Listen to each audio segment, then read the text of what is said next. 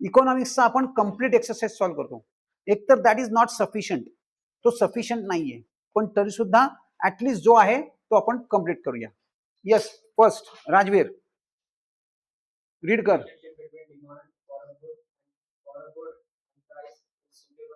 Substitute price of it substitute is direct आहे का indirect आहे का इनवर्स आहे? नो इफेक्ट काय आहे? That is direct. हा, आन्सर्स बंद कर. ज्यांच्याकडे आन्सर्स लिहिलेले आहेत त्यांनी बंद करा. नेक्स्ट मला एक सांगा, how it is direct? How it is direct? What is substitute good? Substitute good काय आहे? Sugar and jaggery. ओके, पण मग काय? How it is direct? If a price, हा, if a price of a sugar increases, demand for jaggery increases, so there is a direct relationship. Next, second, read kar. The relationship between income and demand for inferior goods is direct, inverse, no effect, can be direct and inverse. म्हणजे हे काय कुणाबद्दल बोलतात? ते कुठलं आहे? गिफिन्स paradox. बरोबर, दिस is Giffin's paradox. म्हणजे काय आहे? इनवर्स. इन्कम वाढलं तरी डिमांड इन्फिरियर गुड्सची कमी होते. इनफॅक्ट सिम्बॉलिकली हे फंक्शन आपण केलंय. D of X is equal to F of P of X. म्हणजे यातलं कुठलं आहे? पहिलंच आहे का? पहिलंच आहे, फर्स्ट. हे आपण कुठे घेणार आहे? दिस फंक्शन लॉ ऑफ डिमांड मध्ये. तिसरा पॉइंट. पण व्हॉट इज द मिनिंग? काय श्रावणी मिनिंग काय? श्रेया मिनिंग काय? हे मला मला मिनिंग हवंय. मी नाव विसरलो तुझं. येस, मला मिनिंग हवंय याचा फंक्शनचं मिनिंग सांग. काय? demand is dependent on the price of the commodity. आणि price is not dependent on demand. Demand is dependent on price, but price is not dependent on demand. हे मिनिंग आहे या फंक्शनचं. ते तुमच्या बुक मध्ये नाहीये, ते तुम्हाला लिहायचं आहे. When less units are demanded at a high price, it shows. बघा, less units are demanded at a high price. म्हणजे काय झालंय? प्राइस वाढल्यामुळे डिमांड कमी झाली. Yes, contraction of demand.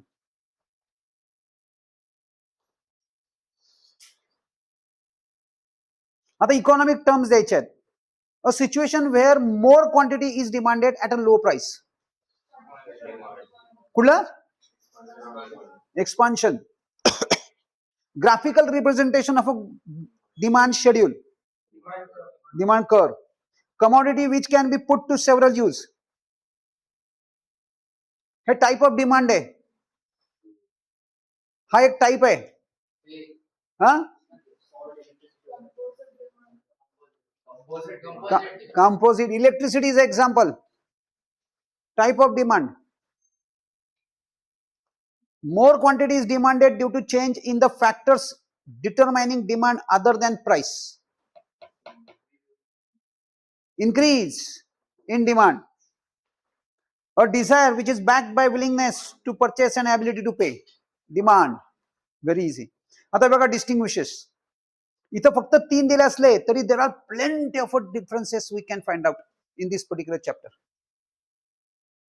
So many. बघा ना, ह्याच्यात इथल्या इथं एक्सपान्शन आणि डिक्रीज, कॉन्ट्रॅक्शन आणि increase, increase decrease, expansion contraction, हे असे क्रॉस पण येणार. आणि ह्याच्यात टाइप्स ऑफ डिमांड मध्ये हे डिझायर डिमांड दिलंय, पण टाइप्स मध्ये दिलंच नाहीये. डायरेक्ट, इनडायरेक्ट, अजून कॉम्प्लिमेंटरी, कॉम्पोजिट, हे आपल्यापैकी कुठलंही येऊ शकतं. पण एक्सपान्शन आणि कॉम्प्लिमेंटरी असा डिफरन्स नाही येणार. विदिन दॅट टाइप मध्ये येणार. ह्या हे एक्सपान्शन आणि कॉन्ट्रॅक्शन ह्यापैकी कुठलंही एकाच कुठलंही येऊ शकतं. Any combination. चलो हे करून ठेवा. आता state with reasons. Very important. सगळ्यात पहिलं डिमांड कर्व स्लोप्स डाऊनवर्ड. पहिले agree disagree from left to right. Right agree. काय लिहिणार आहात तुम्ही? व्हाय देअर कशाबद्दल विचारतायत? Demand curve slopes downward from left to right. Law of demand बद्दल बोलतायत. म्हणजे ते विचारतायत why demand curve slopes downward. थोडक्यात reasons for downward sloping. Income effect, नंतर सबस्टिट्यूशन इफेक्ट. चेक करा. इन्कम इफेक्ट्स, मल्टीपर्पज यूज, हे पण तुम्ही लिहू शकता. आणि तुम्ही नुसतं डिमांड बद्दल लिहिलं तरी सुद्धा मार्क्स मिळणार इथं. पण थोडक्यात तुम्हाला ते काय विचारतायत की why demand curve slopes downward. Reasons for downward sloping demand curve from left to right. बघा असंच असं आहे. हा नाही नाही नाही, तो नाही आहे हे. बरोबर आहे. ते काय विचारतात? Demand curve slope downward from left to right. Agree disagree. तुला स्पेशल त्याच्यातून मेन्शन आहे रिझन्स. ते नाही, रिझन्स असं हेडिंग आहे. Reasons for downward sloping. कुठे आहे ते? किती पेज नंबरवर? 19 है ना. हे लिहायचं आहे. इन्कम इफेक्ट, सबस्टिट्यूशन इफेक्ट, हे मल्टीपर्पज, नंतर न्यू कन्झ्युमर्स. 5 आहेत पण. हा हे काय? Law of DMU. 5 पैकी 3 तरी लिहिता आले पाहिजेत तुम्हाला. एक ऍग्री डिसऍग्रीचा 1 मार्क मिळणार तुम्हाला, आणि हे 3 एक्सप्लेनेशनचे 3 मार्क्स. पण एक सेफ्टी म्हणून चौथा लिहून ठेवा. सेफ्टी फर्स्ट म्हणून एक एक्स्ट्रा पाहिजे. एखादा चुकला तरी तो तुम्हाला काय करून घेऊन जाईल? सर्व्हाइव्ह करून घेऊन जाईल. नाही तर काय होणार? मग तुमचे तिथं कटिंग सुरू होणार मार्क्सचं. Price is the only determinant of demand. हे इझी आहे. म्हणजे थोडक्यात कशाबद्दल विचारतायत? What are the determinants of demand. चला पटपट पटपट डिटर्मिनंट सांगा. Income, nature of product, population, climatic condition. ते अदर फॅक्टर आहे. अदर फॅक्टर आहे तो. मग 4 लिहायला लागतील. एक नाही त्यातलं लिहिता येणार. हा nature of product, size of population झालं, ऍडव्हर्टाइजमेंट, टेस्ट, हॅबिट्स, फॅशन्स, आणि चलो पुढचं भरपूर आहेत. कमीत कमी 4 लिहायचे किंवा 5. डिटर्मिनंट सोपे आहेत. बघा ना, पण सगळ्यात निग्लेक्टेड असेल तर डिटर्मिनंट्स आहेत. ते सगळ्यात सोपं आहे आणि ते सगळ्यात निग्लेक्टेड आहे. क्वचित एखाद्या वेळेला पण लकी असेल तर तुम्हाला येईल पण हा क्वेश्चन. आणि 8 मार्काला नाही वाटत. एवढे पण लकी नाहीत तुम्ही. When price of a given म्हणजे काय? मुळात ऍग्री का disagree? When price of a given goods fall, demand for it increases. Price of a given goods fall, the demand for it increases, it still decreases. हा गिफिन्स paradox आहे. बरोबर. म्हणजे थोडक्यात तुम्हाला मी म्हणलं 4 मार्काला गिफिन्स पॅराडॉक्स येऊ शकतो. तुम्हाला ना ते सगळं नीट मेन्शन करता आलं पाहिजे. चला कसं करणार? हाऊ विल यू एक्सप्लेन दिस? पहिलं व्हॉट इज दिस, म्हणजे हे काय? ऍग्री डिसऍग्री. तुम्ही डिसऍग्री केलं मग तुम्हाला काय कसं सांगायला लागेल की गिफिन्सचं काय रे बाबा, काय पाहिजे तुला, काय चाललंय? चला बोल. गिफिन्स पॅराडॉक्स बोल ना. आणि अर्णव यू टू, अर्णव 1 बोला. What is Giffin's paradox?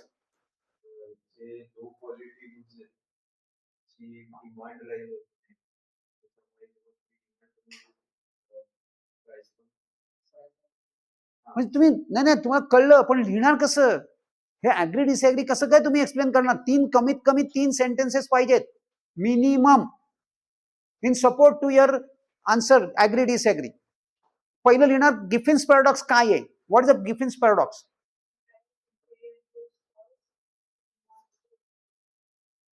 Still decreases even if the prices of a inferior नको बरं inferior goods. चला inferior goods decreases, still demand decreases. हा पॅराडॉक्स आहे. आता पुढे त्याच्या आधी ना त्या गिफिन्सचे इंट्रोडक्शन द्या, जसं मी तुम्हाला दिले की what has Giffen done? Giffen has started checking किंवा त्याने काय केलंय की त्यांनी टेस्ट करायला सुरुवात केली. He has tested law of demand on several commodities, out of which पहिले गिफिन्स गुड्स कुठून आले, out of which he has found out certain commodities on which law of demand does not apply. Those goods are called as Giffin's good. पहिले हे सांगा की गिफिन्स goods कुठले, तेच तर माहित नाही, डायरेक्ट सुरू केलंय तुम्ही, मग त्याचा गिफिनचा पॅराडॉक्स द्या. डायरेक्ट नको, कळलं, अंडरस्टँड झालं. पहिले गिफिन्स गुड्स म्हणजे काय आणि मग त्याचा पॅराडॉक्स. आणि देअरफॉर त्यामुळे काय होतं, प्राइसेस ऑफ गिफिन्स गुड्स इन्क्रीज झाले तरी सुद्धा डिमांड डिक्रीज होते. मग त्यांनी एक्झाम्पल पण द्या. कुठलं एक्झाम्पल होतं, ब्रेड. आणि खरं ऍक्च्युली ना व्हीट आणि मीट असं येते. प्राइसेस ऑफ व्हीट डिक्रीज झाले तर त्याची डिमांड वाढायला हवी ती, पण it doesn't happen like that. मग डिमांड कशाची वाढली, मीटची.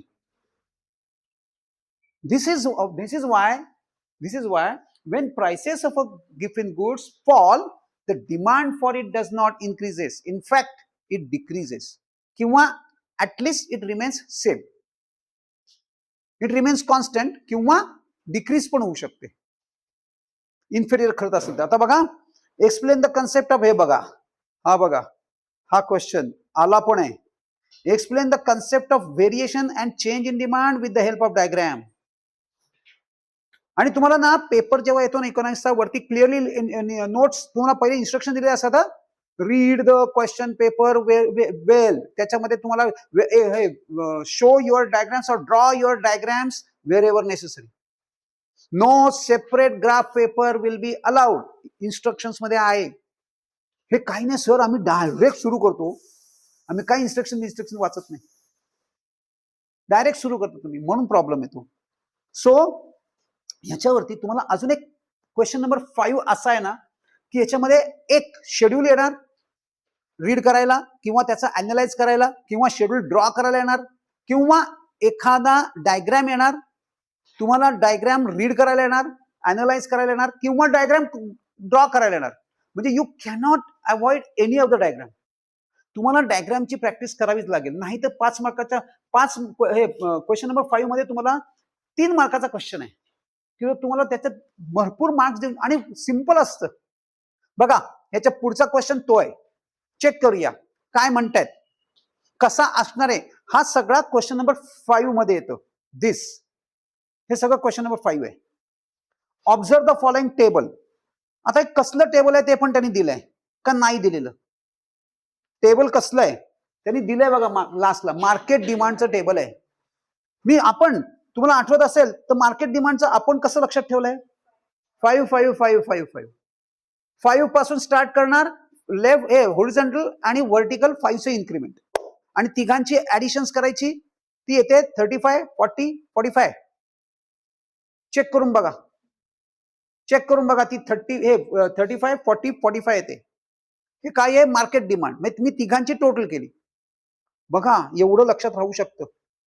आता काय करायचं, इथं ऑलरेडी तुम्हाला काही इन्क्रीमेंट्स करायचीच नाहीयेत, ऑलरेडी दिलंय, फक्त फिल इन द ब्लँक्स, ते जे बॉक्सेस आहेत ते फिल करायचे. सांगा पहिलं काय येणार, A + B + C. तो फॉर्म्युला सुद्धा दिलाय, पण board is not going to give you this formula. Board हा फॉर्म्युला कट करून टाकणार. पण कट केला तरी आपल्याला माहिती आहे ना काय किती येणार. सेकंड पुढचं डन. नेक्स्ट. आता बघा काय सांगतायत ते, कंप्लीट द टेबल झालं. पुढे काय सांगितलं, ड्रॉ मार्केट डिमांड कर based on the market demand schedule. हे जे शेड्यूल आहे याच्यावरनं एक ड्रॉ करायचं आहे. म्हणून सांगतोय तुम्हाला घरी प्रॅक्टिस करा याची पण. हे असं, आणि हे बघा ना, ह्याला 2 मार्क, ह्याला 2 मार्क, ह्याला 2 मार्क असं येणार आहे. हे फक्त तुम्हाला काय वाटलं, हे काय 4-4 मार्काला नाही देणार तुम्हाला, हे फक्त 2 मार्काला देणार. बरोबर, तुला भूक लागलेली दिसते. So 2 mark right. Market demand draw करायचंय. नंतर आता खालचे आपल्याला हे बघा काय आहे, कुठलं वाटतंय, हे काय वाटतंय, काय आहे, हे डायग्राम रीड करायचे. आणि त्यावरनं खाली दिलेले क्वेश्चन्स सॉल्व्ह करायचे. दोनच क्वेश्चन्स. हा, पहिलं, अच्छा हे चेंज इन डिमांड आहे. Y, what is change in demand?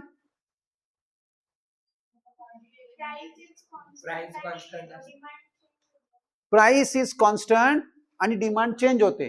Demand increase पण होते, डिमांड डिक्रीज पण होते. जेव्हा राईटला शिफ्ट होतो तेव्हा इन्क्रीज, आणि जेव्हा लेफ्टला शिफ्ट होतो तेव्हा डिक्रीज. चला आता तेच विचारतात. राईटवर्ड शिफ्ट इन द डिमांड कर, इन्क्रीज इन डिमांड, आणि leftward shift in the demand कर, डिक्रीज. कधी कधी असं पण विचारणार ते बघा, हा असं पण विचारणार की इन्क्रीज डिमांड, जेव्हा डिमांड इन्क्रीज झालाय तेव्हा क्वांटिटी कुठली आहे? इन्क्रीज डिमांड झाल्यावर खाली 3 क्वांटिटीज आहेत, त्यातली कुठली क्वांटिटी? Q1. असं पण क्वेश्चन विचारणार. म्हणजे तुम्हाला हा कळला का नाही डायग्राम, असं ते अंडरस्टँड करायचा प्रयत्न करतायत. काय कळते का काय मी काय बोलतोय? शिवाय leftward shift in the demand कर म्हणजे Q2, प्राइस रिमेन्स कॉन्स्टंट. असं सुद्धा येतं, प्राइस रिमेन्स कॉन्स्टंट. आहे का खाली? अरे आहेच की. Increase and decrease in demand comes under change in demand. आहे जायचंय आपल्याला, जरा लक्ष इकडे दे. आज करून नाही आला का सकाळी? चला एक्सप्लेन द डायग्राम. आता हे डायग्राम नीट रीड करा, बघा काय आहे. आता काय आहे, आता त्यांनी मुद्दामन, बरं बाय द वे, हा जो डिमांड कर्व आहे ना, ह्याला हायपरबोलिक डिमांड कर्व असं म्हणतात. हायपरबोलिक, हायपरबोलिक म्हणजे असा कर्वी आहे बघा, कर्वी, त्याला हायपरबोलिक म्हणतात. आता ही लिनियर नाहीये, थोडक्यात हा लिनियर नाहीये. स्ट्रेट लाईन असते त्याला लिनियर डायग्राम म्हणतात, हे लिनियर डिमांड कर्व म्हणतात, आणि असा जो असतो याला हायपरबोलिक म्हणतात. चला आता काय आहे? येस, हा एक्सपान्शन आहे का कॉन्ट्रॅक्शन आहे? A is shifting towards B. भूक लागले, मग लक्ष इकडे दे. काय होत आहे? शिफ्ट म्हणजे एक्सपान्शन आहे का कॉन्ट्रॅक्शन आहे? हा, आणि हा काय आहे? बस दॅट्स इट. हेच हे असे आयडेंटिफाय करायला येणार तुम्हाला. ते कधी कधी एकातच ठेवतात, कधी बघितलं ना तिन्ही मिळून एकत्र करून टाकला मगाचा डायग्राम. थोडस अशा प्रकारचा कुठलाही एखादा सुपर इम्पोज करून ते एकाच याच्यात दोन्ही डायग्राम आणू शकतात, त्यामुळे त्याची पण तयारी ठेवा. चला बघा, diagram A represents expansion, diagram B represents. Now in diagram A, movement of a demand curve is in the downward direction आणि B upward direction. 4 आहेत पण 2च मार्क. क्वेश्चन 4 आहेत पण मार्क फक्त 2च. ह्याच्यापेक्षा जास्त मार्क्स नाहीत ह्याला. हे 8 मार्क्सचे क्वेश्चन्स आहेत, 8 मार्क्सचे questions. State and explain the law of demand with exceptions आणि explain in detail the determinants of demand. नाही, तो आहे तुम्हाला, पण माझ्या मते हा या वर्षी तुम्ही लकी असाल तर तुम्हाला येऊ शकेल. हा 8 मार्क्सचा क्वेश्चन आहे, हा 8 मार्क्सचा क्वेश्चन आहे, 8 मार्क्सचा. ह्याच्यामध्ये आपण किती वेळा आपण डिस्कस केला, राईट? आणि तो मगाशी मी जो दिलाय ना तो पण इथे लिहून ठेवा, तो ह्याच्यात लिहिला 8 मार्क्स मध्ये लिहून ठेवा. तुम्ही प्रिपेअर करताना तो सुद्धा ऍज अ 8 मार्क क्वेश्चन म्हणून प्रिपेअर करा. नॉर्मली डिफरन्सला येतो, पण तुम्ही मला ह्या वर्षी तो येतोय असं वाटतोय, तो वाटतोय ह्या वर्षी तो क्वेश्चन आहे. कुठला? एक्सपान्शन आणि नाही, हे सॉरी, त्याला चेंज आणि इन्क्रीज, चेंज इन डिमांड आणि व्हेरिएशन इन डिमांड. त्याच्यावर 8 मार्क्सचा क्वेश्चन मस्त तयार करा, सगळे डायग्राम बिग्राम क्लासिक मध्ये. आणि जर तो आला आणि तुम्हाला जर लिहिता नाही आला तर मग माझ्याशी गाठ आहे. आज तारीख किती आहे? 30 जून. 30 जूनला तुम्हाला सांगितलंय की येण्याची शक्यता आहे. येणार आहे कधी? 1 मार्चला. एवढे दिवस तुमच्याकडे आहेत तर तो क्वेश्चन प्रिपेअर करायला. आणि वरती मला मुलं म्हणतात, ओ सर मला जमलं नाही. अरे तुला केव्हाच सांगितलंय आणि तरी तुला जमत नाही? चलो डायग्राम पेनने काढायचे, पेन्सिलने काढायचे, काही प्रॉब्लेम नाही. पेन्सिल पेन कसंही काढलं तरी चालेल. ऑब्वियस थांबायचं नाहीये, पुढे चालू करायचंय. चला मला आता बघा मी काय म्हणतोय. Law of demand. Law of demand काय सांगतं आपल्याला? लॉ ऑफ डिमांड सेज काय? बरोबर, एकदम बरोबर. प्राइस इन्क्रीज झाली आणि प्राइस डिक्रीज झाली. आता मला असं पाहिजे की सपोज एका कमोडिटीची प्राइस 10 आहे, ती 15 झाली, तर डिमांड काय होणार आहे? किती? डिमांड किती कमी होणार हे मला लॉ ऑफ डिमांड नाही सांगत. मग हे मला कोण सांगतं? Elasticity of demand. हे मला इलॅस्टिसिटी ऑफ डिमांड, जे मार्केटिंग पुढे जाऊन करणार आहेत त्यांच्यासाठी elasticity of demand is very important. Marketing, most of the marketers are absolutely interested in knowing elasticity of demand. Elasticity of demand काय करतं? मेजर करून देतं. मेजर ते काय मेजर करून देतात की प्राइस मध्ये किती चेंज झाला तर डिमांड मध्ये किती चेंज होणार हे कॅल्क्युलेट करून देतं. त्याला इलॅस्टिसिटी ऑफ डिमांड असं म्हणणार. पण डेफिनेशन वाईज जर आपण बघितलं ना तर एकदम सिंपल लँग्वेज मध्ये responsiveness of demand towards change in price of demand is called नाही थांबा परत एकदा. Responsiveness of a demand towards change in price of a commodity, income or any other factor is called as elasticity of demand. म्हणजे demand किती respond करतोय either to change in price किंवा change in income किंवा change in any other factor is called as elasticity of demand. ह्याच्यामध्ये any other factor मध्ये मी main specifically stress करीन price of a substitute good. Price of a substitute goods. पण any other factor कुठलाही असेल तरी सुद्धा म्हणजे डिमांड किती रिस्पॉन्ड करते. बघा काय असू शकतं डिमांड. बघा एखादा प्रोडक्ट आहे की ज्याची आत्ताची प्राइस 10 रुपये, ती वाढून 15 रुपये झाली, पण डिमांड मध्ये खूप मोठ्या प्रमाणात चेंज नाही झाला. काय होणार? चेंज, डिमांड कमी होणार, पण खूप नाही झाली.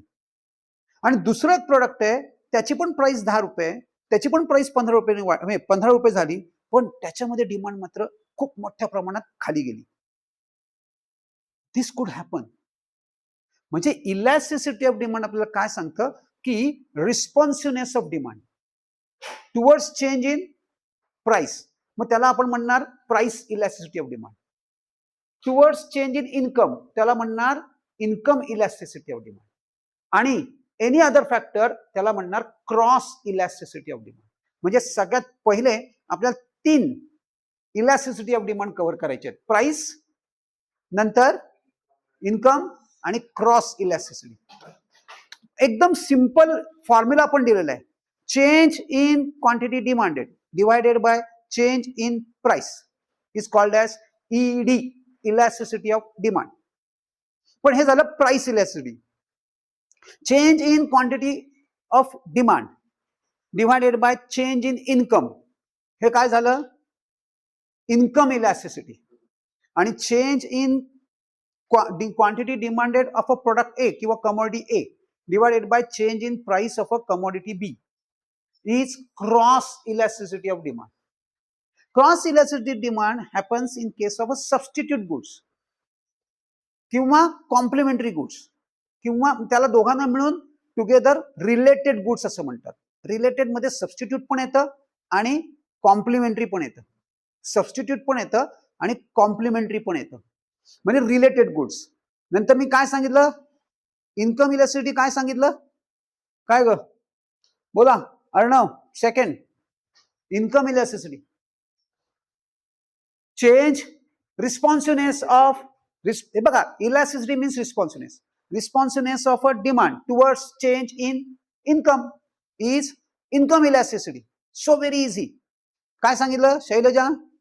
रिस्पॉन्सिव्हनेस of demand towards change in income is income elasticity, towards change in price is price elasticity. आणि क्रॉस इलॅस्टिसिटी काय? Towards change in any other factor. म्हणजे रिस्पॉन्सिव्हनेस म्हणजे इलॅस्टिसिटी. वर्ड्स थोडेसे नवीनच आलेत सर. इलॅस्टिक आम्हाला माहिती हो, हे इलॅस्टिसिटी नाही माहिती. इलॅस्टिक कसं कमी जास्त होतं? Same is a concept here. म्हणजे डिमांड कमी जास्त होतं का? प्राइस मध्ये चेंज झाला तर, इन्कम मध्ये चेंज झाला तर, आणि price of a substitute good मध्ये, price of a substitute goods मध्ये चेंज झाला तर. इलॅस्टिक काय होतंय? इलॅस्टिक सारखं कमी जास्त डिमांड होते, ह्याला इलॅस्टिसिटी. म्हणून ते इलॅस्टिकचाच संबंध आहे, म्हणून इलॅस्टिसिटी. ह्या चॅप्टरवर कमीत कमी 2 8 मार्काचे क्वेश्चन्स आहेत. या चॅप्टरमध्ये डायग्रॅम्स आहेत. ते डायग्रॅम तुम्ही माझ्या इथं बसून माझ्या समोर मी तुमच्याकडे ते डायग्रॅम काढून घेणार आहे, कारण त्या डायग्रॅम मध्ये काही इश्यूज आहेत आणि मी तुम्हाला दाखवीन तुम्ही कसे डायग्रॅम काढता. मार्क्स मिळणंच शक्य नाही, कारण तुम्ही डायग्रॅम्सच काढत नाही, प्रॅक्टिसच नाही डायग्रॅमची, माझ्या समोरच काढायची. So price elasticity, cross elasticity आणि इन्कम इलॅस्टिसिटी. राईट? 1 मिनिट थांबा.